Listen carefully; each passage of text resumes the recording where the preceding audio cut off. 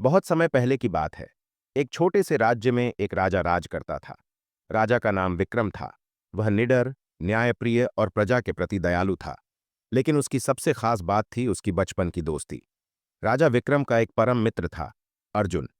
अर्जुन कोई राजकुमार नहीं था, बल्कि एक साधारण किसान का बेटा था। लेकिन उनकी दोस्ती इतनी गहरी थी कि बचपन से ही दोनों हर समय साथ रहते। वे साथ खेलते, साथ पढ़ते और एक दूसरे की मदद करते।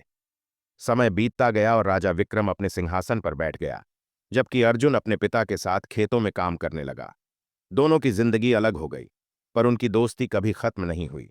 जब भी राजा को समय मिलता, वह अर्जुन से मिलने चला जाता। लेकिन महल के कुछ मंत्री और दरबारी इस दोस्ती को पसंद नहीं करते थे। राजा की अर्जुन से गहरी दोस्ती देखकर कुछ दरबारी जलने लगे। उन्हें यह पसंद नहीं था कि एक साधारण किसान का बेटा राजा का इतना प्रिय मित्र हो। उन्होंने सोचा कि अगर अर्जुन राजा के करीब रहा तो उनकी शक्तियां कम हो सकती हैं। एक दिन मुख्यमंत्री रघुनाथ ने अन्य दरबारियों से कहा, हमें अर्जुन को राजा से दूर करना होगा, नहीं तो वह हम पर भारी पड़ेगा। उन्होंने अर्जुन के खिलाफ षड्यंत्र रचना शुरू कर दिया। उन्होंने राजा विक्रम के कान भरने शुरू किए। महाराज, अर्जुन केवल आपका मित्र होने का नाटक करता है। वह आपके राज्य की संपत्ति पर नजर गड़ाए बैठा है।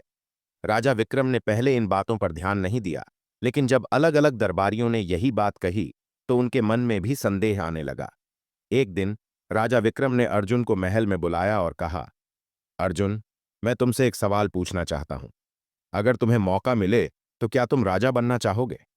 अर्जुन हंसते हुए बोला, महाराज, मैं किसान का बेटा हूं। मैं खेतों में काम करके खुश हूं। मुझे राजगद्दी का कोई लोभ नहीं।